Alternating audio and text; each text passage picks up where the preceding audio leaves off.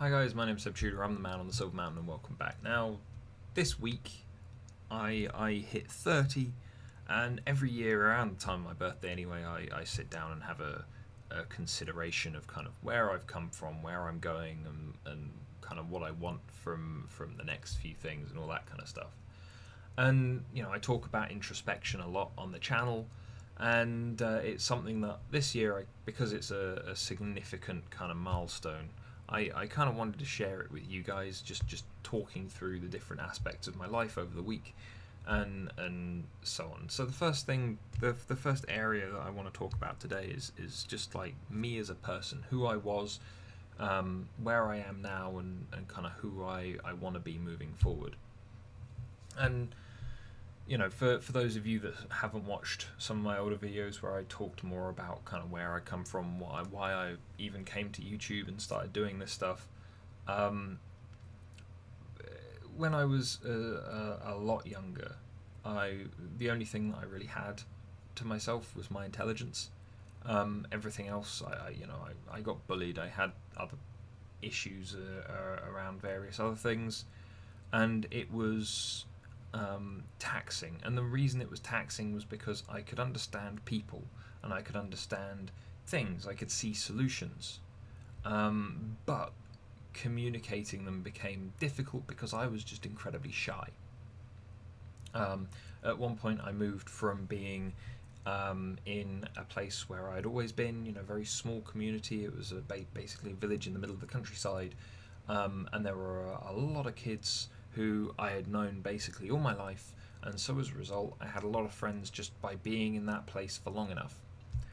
But then we moved to a much larger community, where I still am now, a big town with a lot of people, a lot of kids, and I didn't know anyone. I felt very alone. It made me a lot shyer, a lot more apprehensive because there were so many things that were just strange, like the number of kids that misbehaved in class was just strange to me because that's something I'd never come across before in my class of 20 or so kids in the school in the village, compared to now a class of about 30, maybe a little over here, that was part of two or three classes within the year group, as it were. And so as in primary school, and so it was a shock to my system that people would not how I would expect them to be. And it was a kind of culture shock at the time, but as a result, that impact kind of went with me for a long while, because and then I, even during secondary school, I moved schools again, and the same thing happened where I hadn't built up confidence again, but I did have friends, and then all of a sudden those friends were gone from me. I didn't see them every day anymore. I had to make new friends and do new things, and that kind of ripple effect, on my self confidence, on my perception of myself, all those kind of things, kept going up until the end of school, pretty much. Um, and then it's looking back at that and who I was then, a very nervous kid who had lots of ideas, understood things, could come up with solutions. Yeah, I wasn't perfect, but I had a lot in my head, but then just not being able to bring it out into the world, not being able to communicate it to people and stuff like that. Even though I was quite capable of talking and communicating it, it was more of a case of being afraid to, always being shy, always kind of holding myself back from doing anything, being my own worst enemy by getting in my own way. And it's a case of then moving out of school and into kind of work and further education and all that kind of thing. I had to develop confidence. I had to find my feet, do what I wanted, and find my way forward. And it made me rediscover some of the confidence I'd had as a kid, but then temper it with the experiences that I'd had. And that put me, I feel, on the right path for me. So looking back again, like, there was the kid who was too afraid to make mistakes and too afraid to interact with people, because there were so many strange things going on. And then there was the possibly slightly overconfident me, when I first took on my first manager role or whatever else, and who, whilst overconfident, made a lot of mistakes that I was then able to learn from. And now, at the moment, I'm much happier with who I am. And this is something that I talk about with clients a lot, where they're not upset about their situation or kind of what comes next or the people that they're around or anything like that, but it's just that themselves, the way that they're thinking, the way that they're approaching things, it's something that doesn't add up with what they want themselves to be.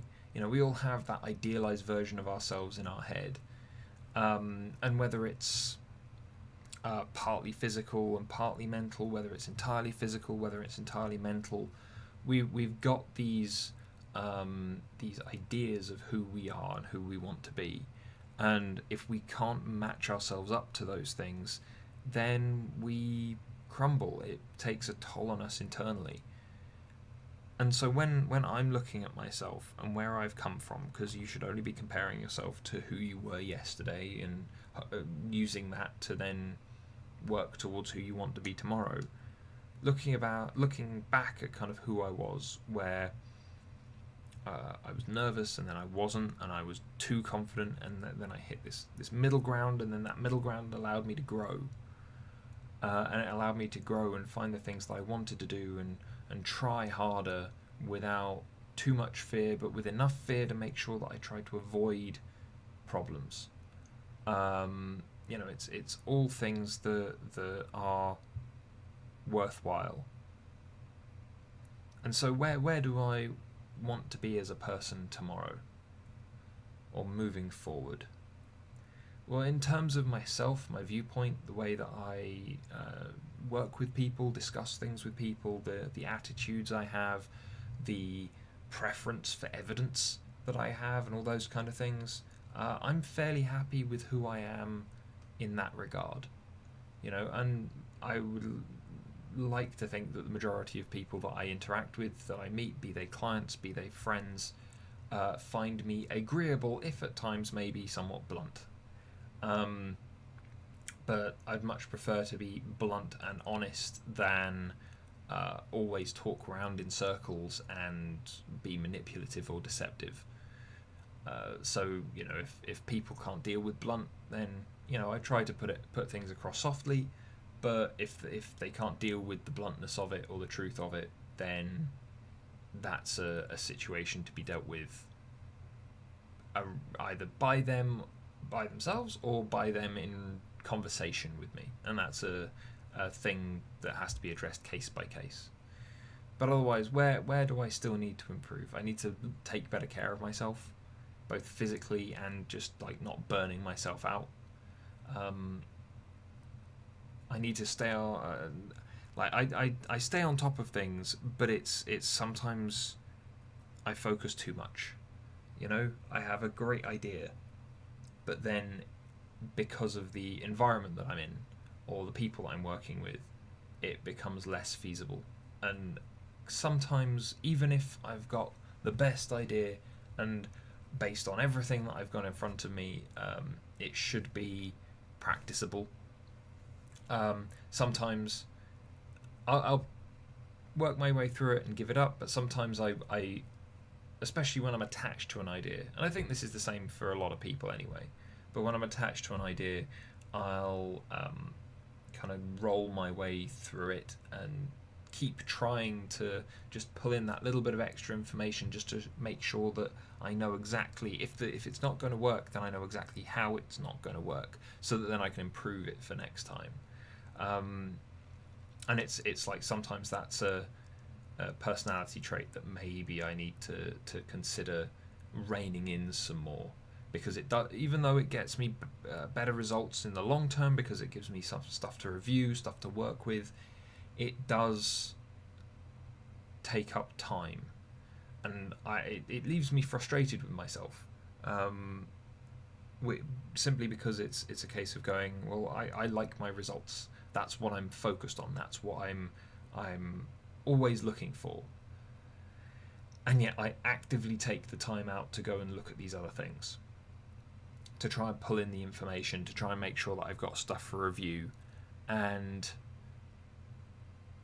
sometimes that time kind of ticking away as I do that, as I work on it, in the moment it doesn't bother me. As soon as I then look at it later, it's something that frustrates me because I haven't achieved as much as I would have liked. It's me being hard on myself in two different ways, and they conflict.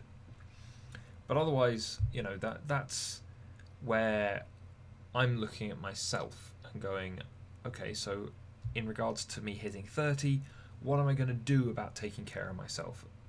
Well, one of the things that I want to do is book a yearly doctor's appointment, make sure that I go in and make sure that I'm clear of problems.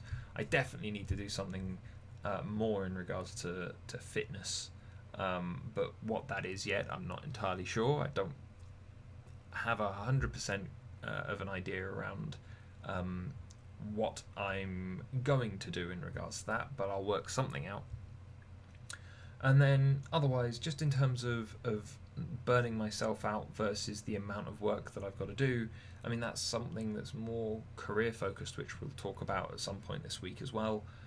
But it's a case of going, sometimes, especially at the moment, with the situation that I'm in with you guys on YouTube, with the situation that I'm in with my business as a whole, and trying to grow it and expand it and work and find more opportunities. Not burning myself out might not be an option at the moment. And I just need to make sure that I don't do it to the extent that I can't continue afterwards. But anyway, those are my thoughts on me and my kind of internal workings and how they've progressed. These are the thoughts that I tend to run around with, and it's a case of kind of going, I do have my numerical measures that I won't go into because they will be incredibly boring for you guys, but I've got my numerical measures that allow me to kind of pick out how well I've done, the things that I want to work on more, and all that kind of thing. As I've talked about in other videos, it has to have something measurable to it for you to have a goal to work with.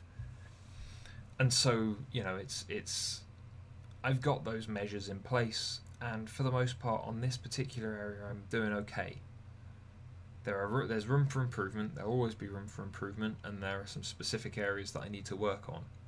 But otherwise, as a result of making mistakes early on, as a result of undershooting the kind of person that I want to be, and then horribly overshooting it by a long mile, I finally found that middle ground where I'm hitting the target that I've been wanting to hit for a while.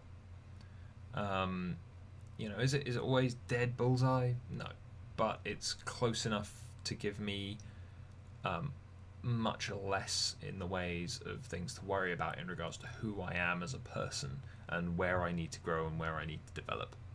But it's like I'd be interested to hear what you guys have to say in regards to yourselves. You as people. Who do you want to be versus who were you or who are you now? If you'd be willing to share in the comments, I'd be really fascinated to hear. But otherwise, guys, that's it for today's video. As said, I'm going to be doing videos more based on just reflecting on the last kind of 30 years as a result of me turning that age this week. Just because there are things in my mind that I always go over, I always review, I always want to discuss. And this time, considering I'm always talking about introspection and thinking about kind of what goes on inside before trying to blame the rest of the world, this is the kind of thing that I want to do this week, just for this week. But anyway, guys, as I said, thank you very much for watching, and I'll see you in the video tomorrow. Take care. Thank you very much for watching, guys. If you enjoyed this video, found it interesting, please drop us a like, share this video, and subscribe for more. And I'll see you in the video tomorrow. Take care.